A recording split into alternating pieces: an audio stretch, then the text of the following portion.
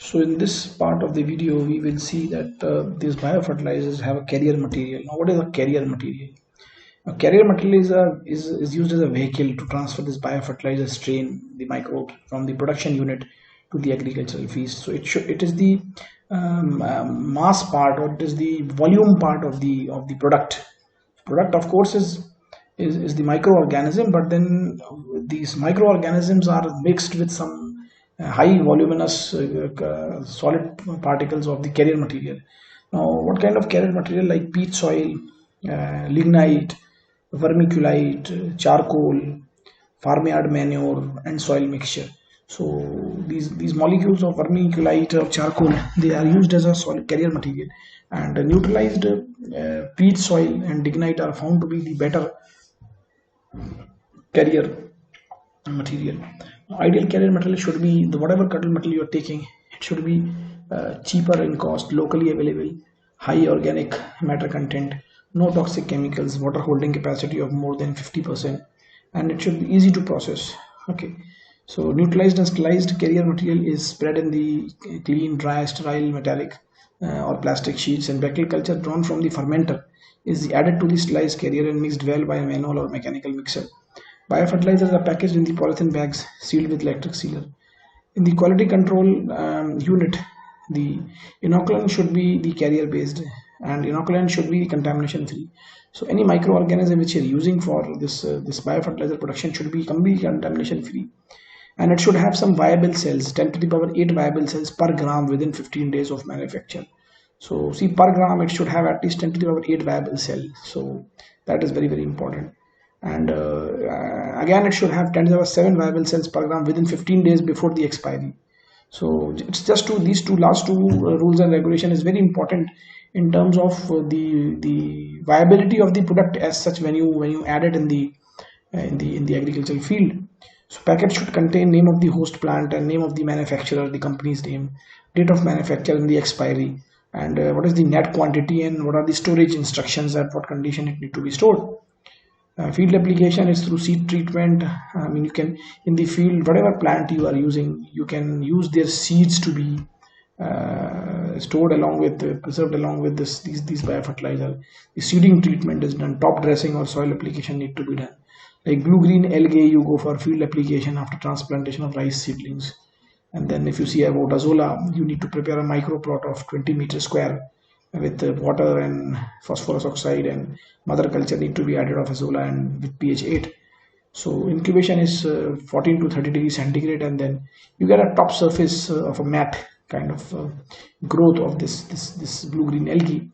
And then once its growth is fast, and then after the proper incubation period, the harvesting, and the after harvesting you dry the azolla. Mycorrhiza, you have, in the case of mycorrhiza as biofertilizers, you have fungi plus roots of higher plants. Bozorbank in 1949 has got a development of mycorrhiza for the phosphorus and nitrogen scarcity. Lithium mycorrhizas are like Gigaspora, Enterosphospora, Glomas and Scytalospora and Sciocystis, with types of WEM fungi, Ecoto and Endo, Albitoid and Monotropoid, Dicoid and Orchidaceous. The role is to increase the absorption nutrient and enhance the water uptake with increase in the resistant power, decrease the transplantation shock to the seedlings. Mass cultivation is done in the tanks for mass cultivation, sprinkling in water soil with WEM and making of furrows. And then sowing the seed, and maize sown WEM pit is there. M-infected maize plants. Mycorrhiza infected roots has been done, and the roots with mycorrhiza along with some mycobeads is being prepared. In the case of green manure, practices of plowing of green living plant tissues containing bacteria in the root nodules that fixes atmospheric nitrogen, so improve soil nutrient status.